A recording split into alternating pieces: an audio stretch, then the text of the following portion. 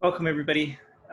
Thanks so much for taking time out of your busy schedule to join us here today for the informational session on the 2021 VISTA program. My name is Matt Lynch. For those of you who don't know me, I serve as the Director of Sustainability Initiatives for the University of Hawaii Office of Sustainability.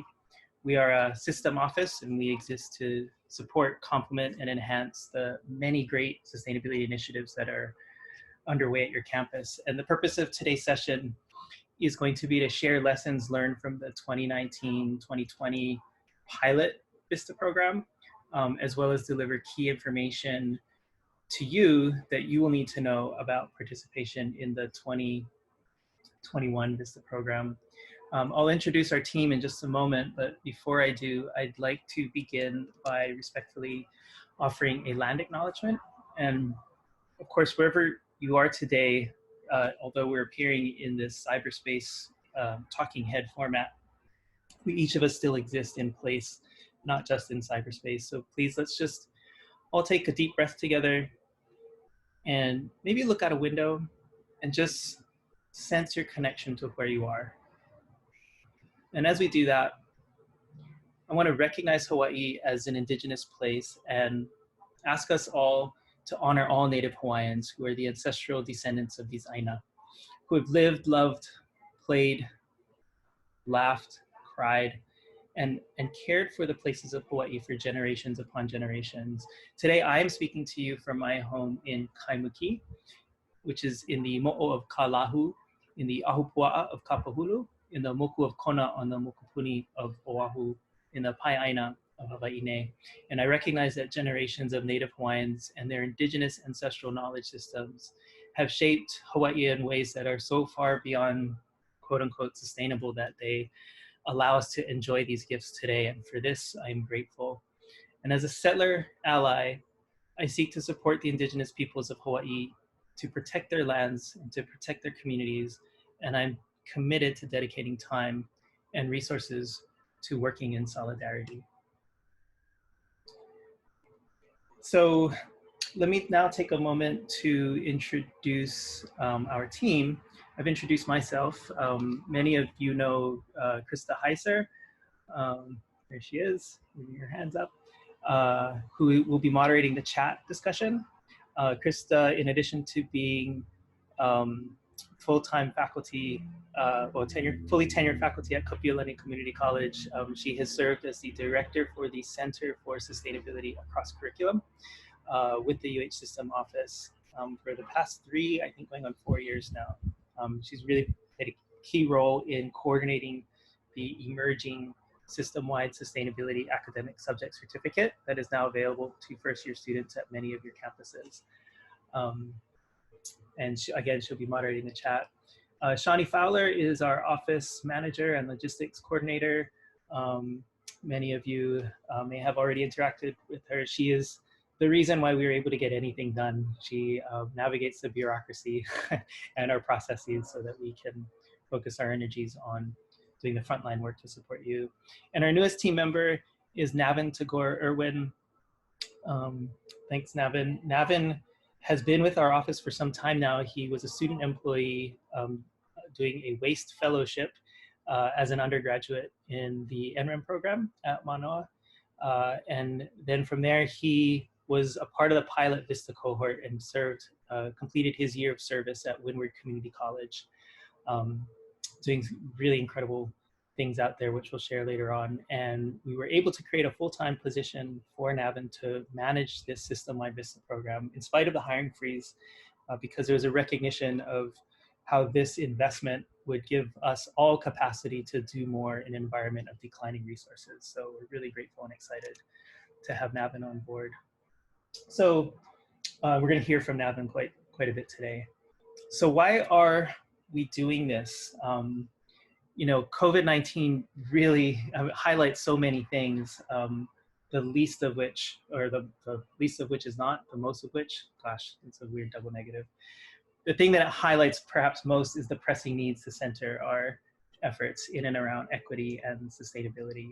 And so our hope is that these VISTA positions can help to build capacity at your campus to really strengthen our role in leading the transformation. There's an awful lot of talk and rhetoric about this is our opportunity to rethink, to reimagine, to transform our economy. And we are firm believers that the university has a key role to play in that. And we would be well served to begin by taking a hard look at ourselves and seeking to transform ourselves and our teaching and learning as a catalyst for economic and societal transformation. So the VISTA positions essentially provide a full-time equivalent position at your campus through the VISTA program. Though they are not employees. VISTAs are actually volunteers who are paid a monthly stipend that is pegged to essentially your poverty levels of income in your county by the Corporation for National Community Service, CNCS, which is sort of the equivalent of the Peace Corps with a domestic focus. And STARS, or the Sustainability Tracking Assessment and Rating System, not to be confused with our STAR enrollment program, was a major focus of the pilot cohort to help us establish sustainability performance benchmarks across our operations, curriculum, research, and engagement. We're a firm believer of that old adage that you can't manage what we don't measure. So I'm going to ask Krista to share a little bit about the alignment of ASHE STARS with the executive policy on sustainability at the university, and share a little bit of insights of what Kapiolani Community College has been able to do with this work.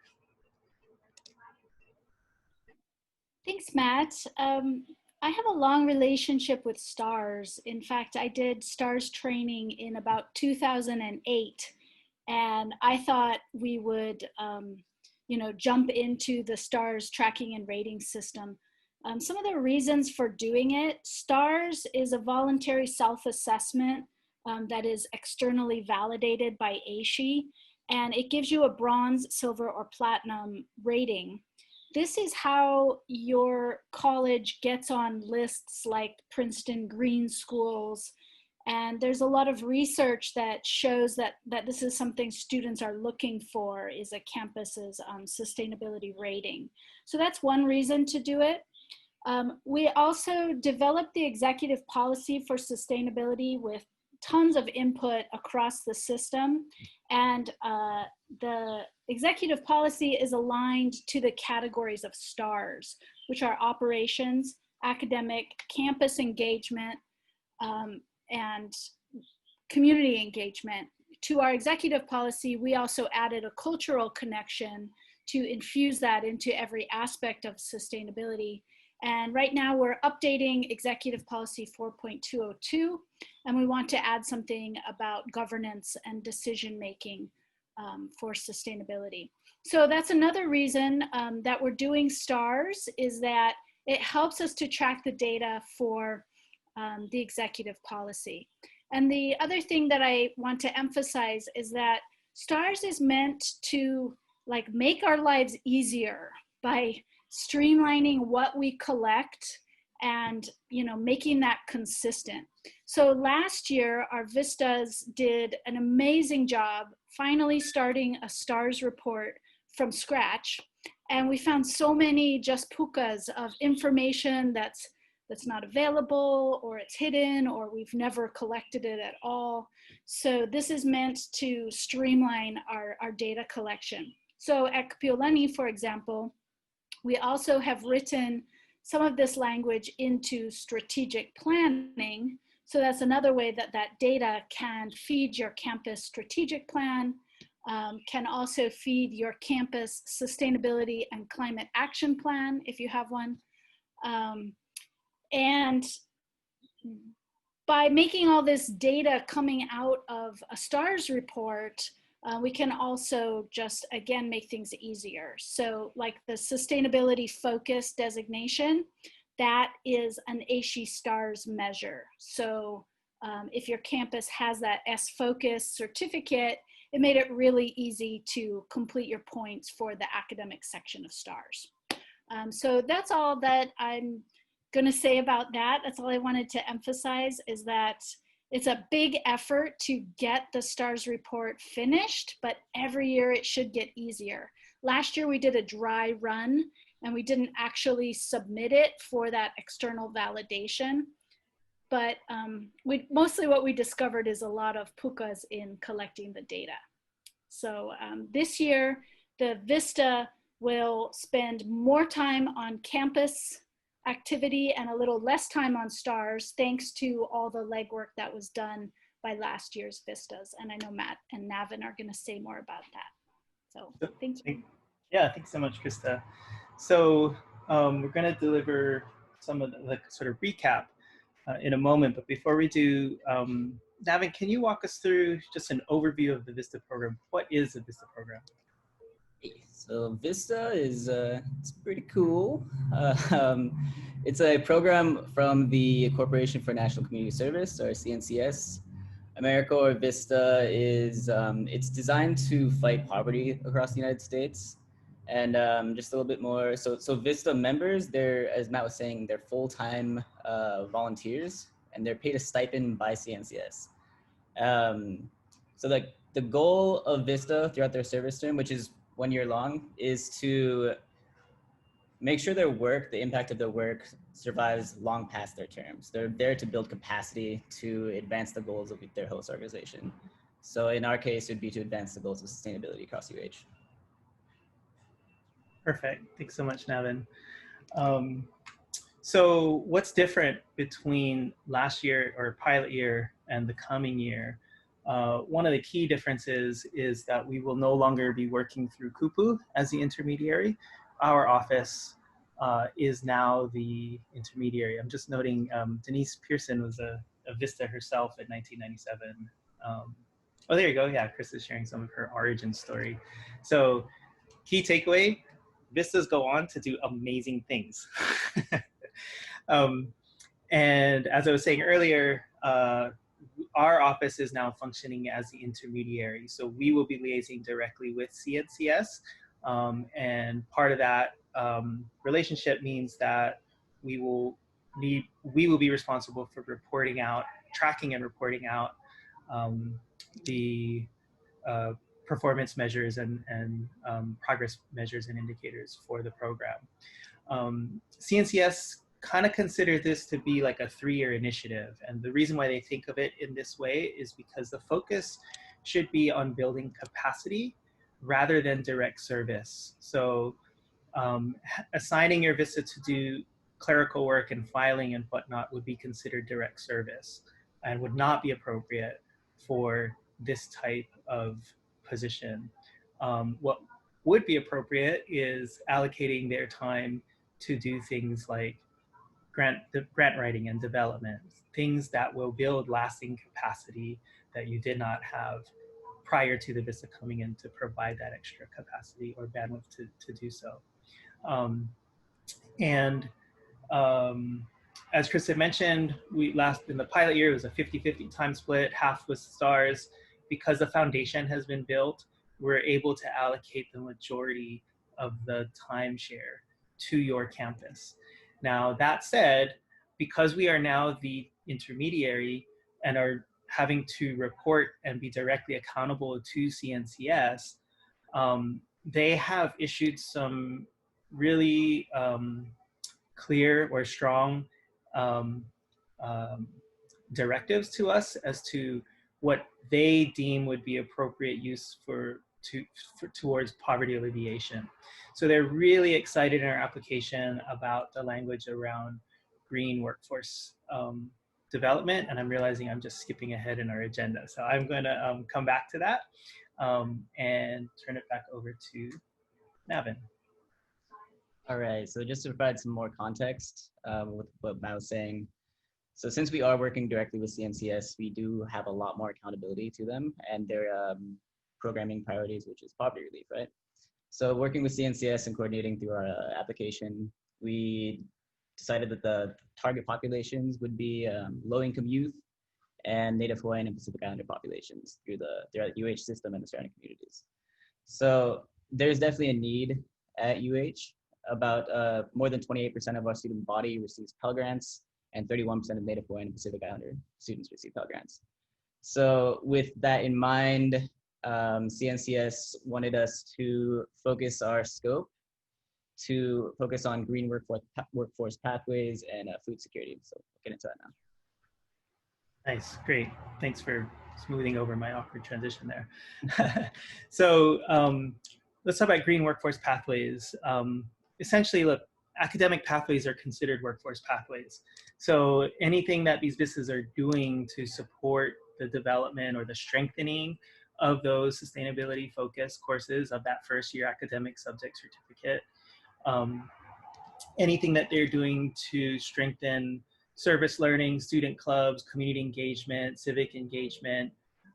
Last Friday, we had a presentation on lessons learned from 3 years of piloting a campus as living lab type approach, which essentially is an umbrella framework that we could utilize to capture the impact of all of those types of active service-based types of pedagogies in a way where it makes it visible and tangible and can be used to attract additional resources, for example. Much in the same way as when we started down the path of developing the academic subject certificate, the very first thing we actually did was begin by counting existing sustainability focused courses, start to make something that is intangible or invisible more visible so that we could then build upon that. So those are the types of activities that would be appropriate and would be a really good use of VISTA's times. And of course, any type of like direct workforce training, especially entrepreneurial training, such as what I've shared on screen, which is Hawaii Community College's Cultural Entrepreneurship Program, which is a 4-credit course in the CTE catalog that is offered 100% online, and essentially equips students to be able to start their own small businesses, but it does it from a foundation of Hawaii-based values. So they're looking at optimizing not for profits, but optimizing to be able to create a right or a pono livelihood. And I've listed a couple of other sort of associated entrepreneurship programs as well. Oh, another awkward transition, food security.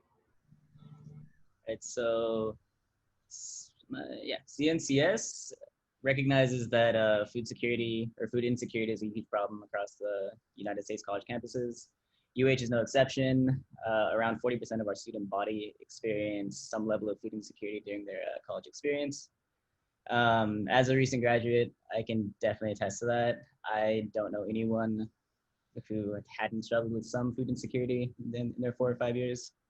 And now with VISTA, with the expanded capacity that VISTA provides, we can work with, it's called the UH System Basic Needs Committee to support existing efforts and identify gaps and design new interventions to address food security on campus. And then food security doesn't just mean feeding the campus, it also addresses community concerns. So food security is also, or insecurity is also a pretty big problem across our communities. So about 200,000 high residents are reported to be food insecure. So this kind of piggybacks from the green workforce development too, is if we focus on, we can focus on like ag programs and teaching students to feed themselves and their communities. Right on. And it's also worth noting that Albie Miles is on the line. Albie's been chairing a system-wide basic needs working group. And so many of your campuses have actually developed and even submitted proposals around how to address food insecurity at your campuses. And of course, we are now in this world of declining resources and budget cuts and whatnot. So some campuses are very interested in this as a resource to be able to begin to implement some of those food security interventions that were identified through that working group. I'm just going to back up a couple slides here. And there are a couple key points that I neglected to cover. So the priority areas we just covered, green workforce pathways and food security.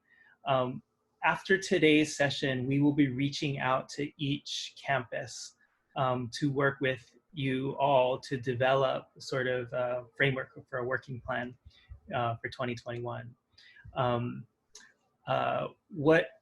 So in addition to that sort of time investment from you,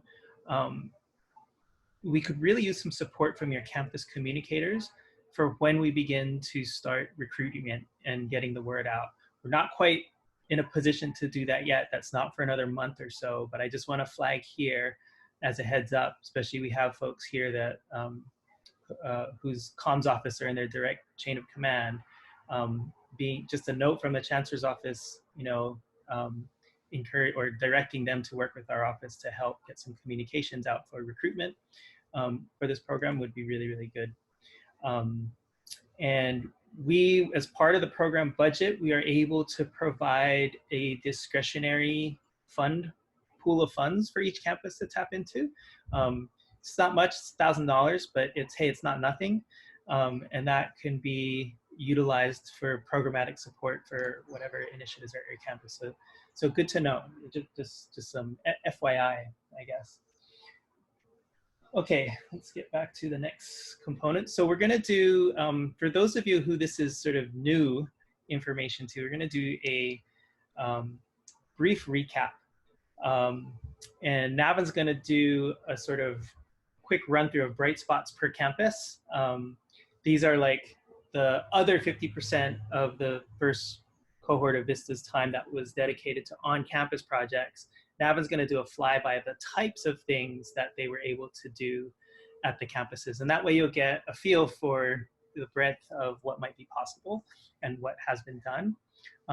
But before we do just a high level sort of overview, we actually started out with 9 VISTAs. We ended with 7. And we were able to place them at 8 campuses. That seems illogical. Don't worry about it. The numbers do work out. So 7 VISTAs wound up completing their service terms at the campuses listed on screen. And what I would like to just tag out here and show you is a kind of glimpse at the system-wide perspective of the STARS reporting that was begun. So what you don't see here is the 300-page manual that our VISTAs combed through.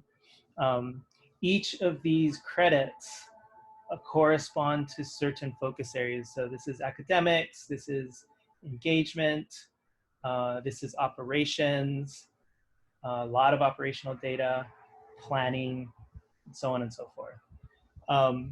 Each of these scores that are allocated has a specific format, or formula to calculate the score. And embedded in that formula is the data that's needed to calculate that score. So it was a massive scavenger hunt that they undertook to begin to build this framework of essentially what data do we have, what data do we not have, what data do we know we need, what are our known knowns, what are unknown unknowns, so on and so forth. Sorry, I'm just seeing a question in the chat here. Is Leeward included in here? No.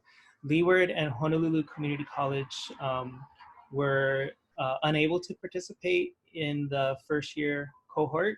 And so our office, you folks have the benefit of learning from all of the lessons of the other campuses, and our office is going to allocate additional time, resources, and capacity to support you folks to get you up to speed. Now, we mentioned earlier that the STARS reports feeds things like the Princeton Review and the US World News Green Campus ratings. That happens if and when we submit the STARS report. What you're seeing on screen is literally version 1 and has a lot more work to do. And so you can see it just gives us at a high level where we don't have progress or where we may have progress and simply don't know what it is that's going on. And we can also see where, like, some campuses are doing really well in some things. And so these are opportunities to share lessons learned and learn from each other. So this is only an internal document intended to be able to share, like, start conversations and share information and knowledge between campuses. Not all STARS credits are applicable to each campus. So these, for example, we only have one campus that offers graduate programs, right? There's another question, is there a column for UH-Hilo? There is not a column. The VISTA there was not able to complete her year of service. And so there was not a whole lot of data that was able to be collected or begun for UH-Hilo. Again, though, we've learned an awful lot. We were literally stumbling our way through this last year. So for the 3 campuses that have not been able to begin, fear not. You're starting from a position of strength because we have learned so much from last year's.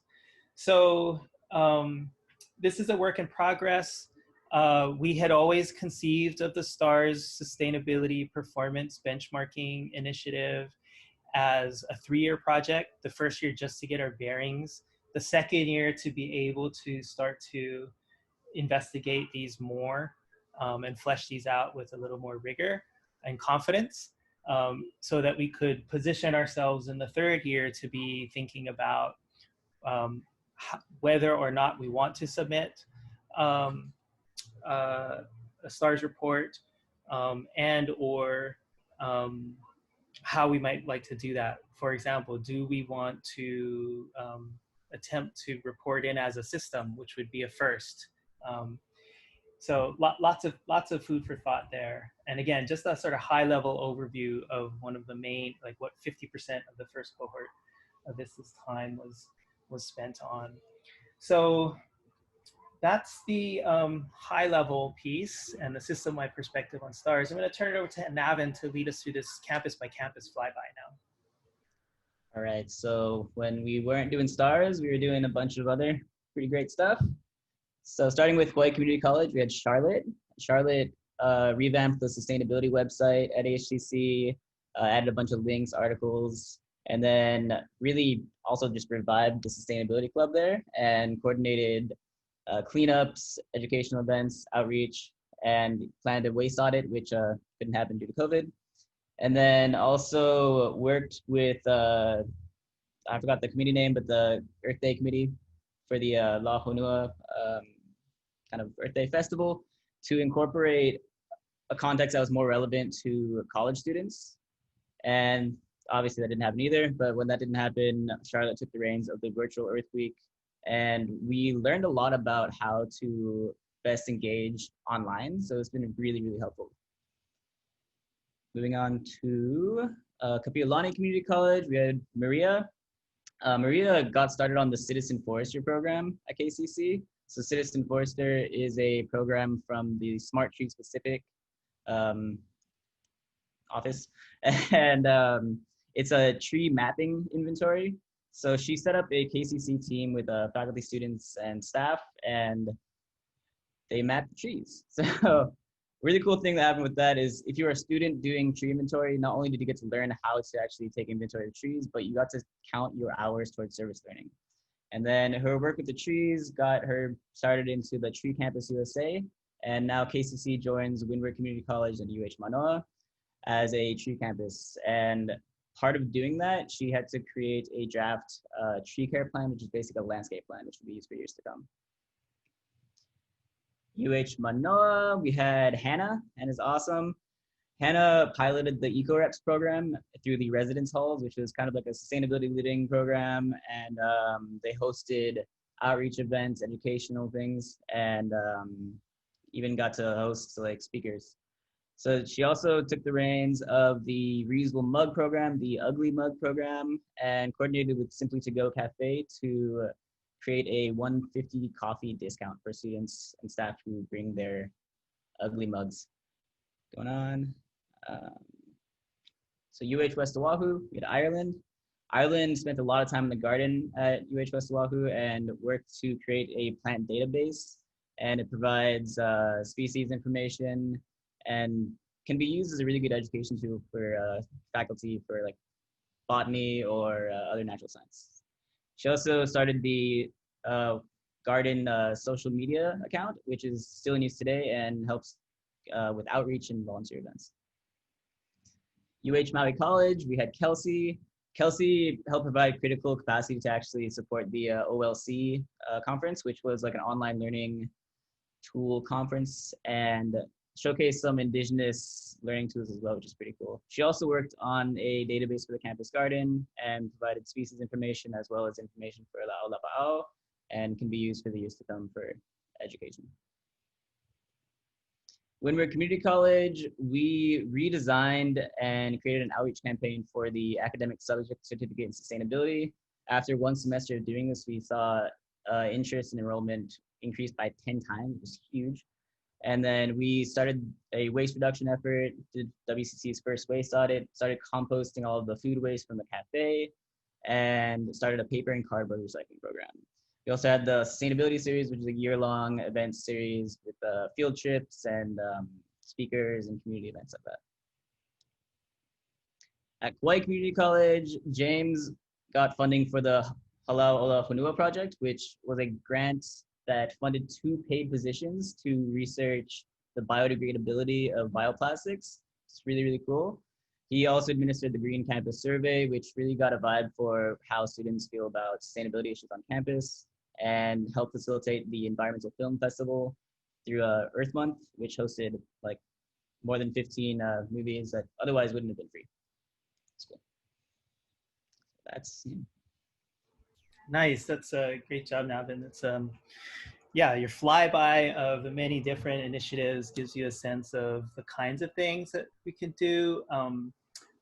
We learned an awful lot in that first year, and I think some of the stronger examples of what is possible were the ones where you could definitely get a sense for, oh yeah, that's improved, that's built capacity. You know, the grant efforts, you know, the establishment of new initiatives that we never have enough. It seems like we never have enough like bandwidth or capacity or resources to do all the things that we want, right? And so just this little bit of extra capacity has been, in some cases, pretty catalytic. So key lessons learned, I'll start with that open question, and I'd invite any thoughts in the chat here to respond to this.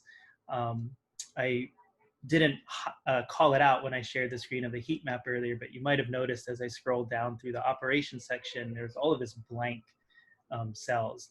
And that is just because we were not able to get the data that is there. Some of that data is held at the system level. We have opened up those conversations to try to close those data gaps. Some of those, like the food data, waste data, that often happens at the campus level. And basically, we think requires a mandate from campus leadership to the back of the house to open up their doors, roll up their sleeves with our VISTAs, and potentially even students, you know, to come in and help. But obviously, each campus context is unique, and there are different sensitivities to navigate. But would absolutely welcome any thoughts and suggestions as to how we can do a better job of closing those operational data gaps. One of the other key lessons that we learned is that we needed to do a better job ensuring that you all are best prepared to receive, onboard, and manage the program.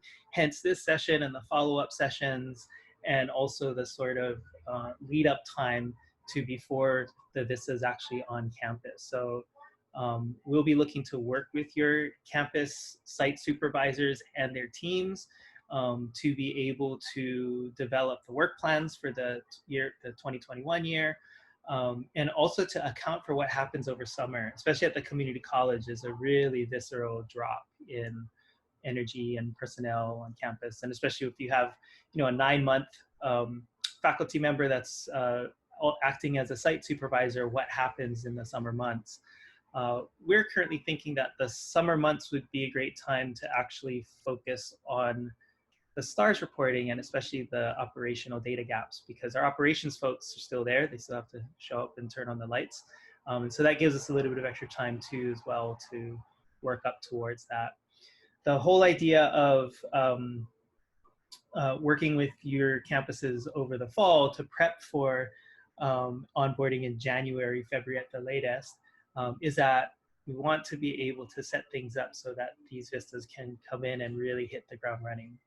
And of course, Nicole was our VISTA program manager. In addition to being our campus as a living lab coordinator last year, we learned that that was too much for one position. As amazing as she is, she did an incredible job doing it. And so we've split those positions now, and that's why we have Navin, I was going to say a Navin, we have the Navin, to help to provide that capacity to maintain communication between our office and your site supervisors. You know, future willing, if and when it is safe to travel again and be in person, that is something that we usually do in the course of the year is we make attempts to come and visit each campus so that we can listen and learn and understand your context better and help problem solve with you. We'll be doing that virtually for the foreseeable future. And just, I guess, key takeaways, I want you all to know that Navin is here as lead on that point of contact for all your questions related to the VISTA program, and he has the strong support of myself, Krista, Shawnee, and our whole team. So yeah, I think that's most of the things I've covered. I'm just trusting that Navin and Chris are going to jump in if I've missed anything. What we're going to do now is Chris is going to put you all into breakout sessions, and in that. All right, welcome back, everybody. So thanks for that. I hope those conversations were useful. I am mindful of the time. We are 8 minutes to the top of the hour.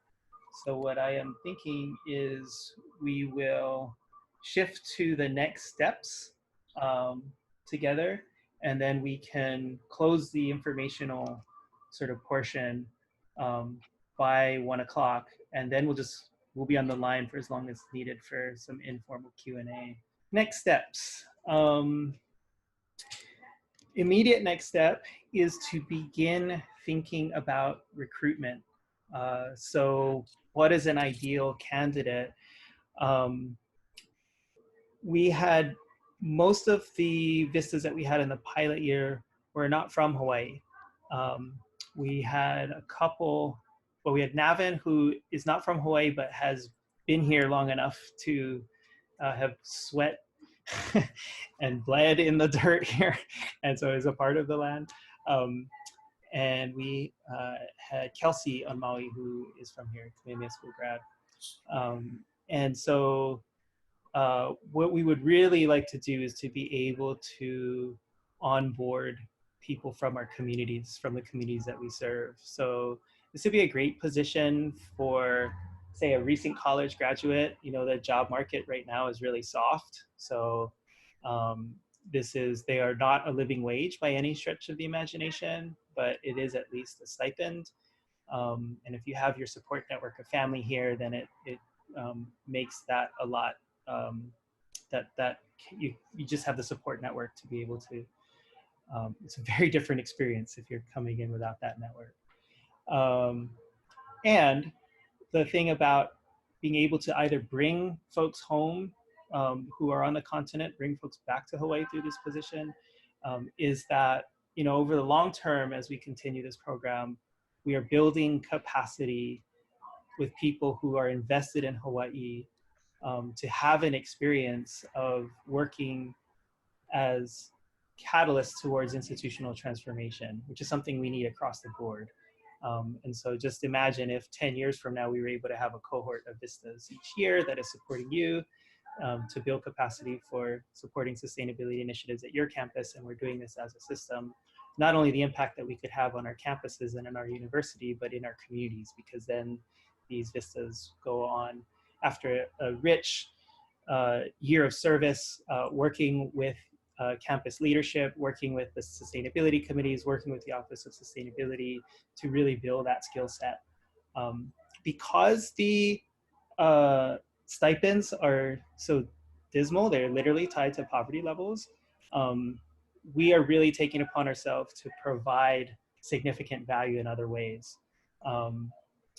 You know, ongoing sort of mentorship, Also ongoing professional development opportunities. So we'll be on the lookout for some facilitation training, for example, which is a really key skill for this.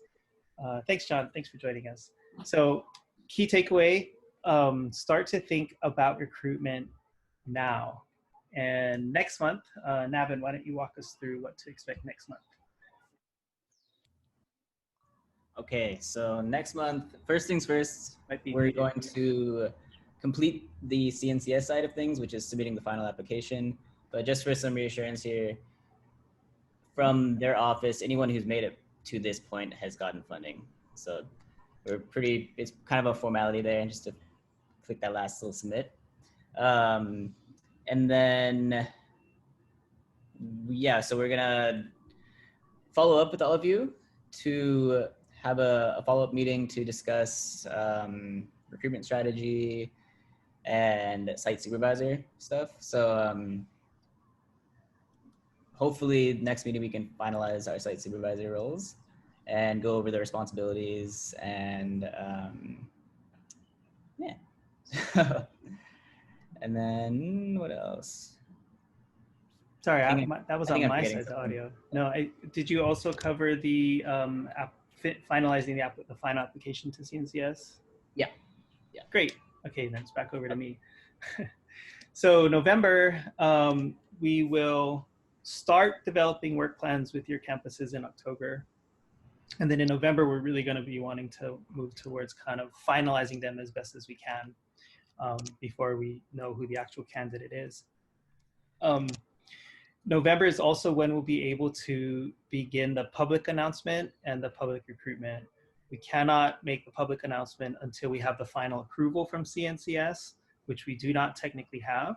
We are assured by others in the UH system who have successfully administered VISTA programs and worked directly with CNCS in past that essentially at the phase that we are at right now, we've submitted and been approved for all of the preliminary processes in the application.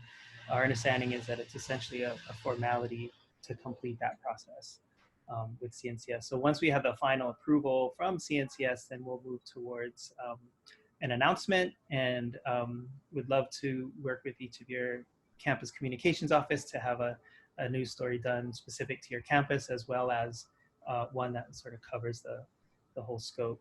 We'll also be doing some social media outreach to reach out to folks who might be good candidates for these positions. And then Navin, in December? So in December, plan on interviewing and hiring VISTAs. So the interview process, just for some context. So last year with our 8 positions, we had about 60 applicants. So a lot of people to look through. And this year, given the COVID recession and just the way the world is right now, I think we can also expect to have a significant amount of applicants. And then we'll work with you at our follow-up meetings to see how involved your campus wants to be in these interviews. You can totally have a hands-off approach if you want, just completely trust us, or get involved if you want to. So, and then hiring hopefully in December, and then hopefully onboarding in some point in January. Nice. And there's a little bit of uncertainty as to the actual start dates that rests with CNCS. They have indicated that we may not be able to start this cohort until February. Not sure what kind of uncertainty they're navigating at the federal level, obviously, presumably quite a bit. However, we are working towards a January start, and if we have to push it back, we'll at least be prepared to be able to kind of be in a standby pattern. And one of the key initiatives that we will start with is this 3-day, if it's safe to meet in person, hopefully it is, then it'll be an immersive INA-based training, similar to what we ran with the first cohort, where we spent 3 days living on site at Kahumana Organic Farm together on the west side of Oahu. And we had folks like Kamu Inos come out and spend time with us to really, help to set that context. And it was really key for forging those relationships. It was really beautiful to watch this group of very different individuals coalesce and come together as a cohesive team. So there you go, folks. 1:01 p.m. That's going to formally bring us to the end of the informational session. If you need to go, no worries. Thanks for joining us. Go ahead and peel off. I'll go ahead and stop the recording now, and we'll open this up for any Q&A.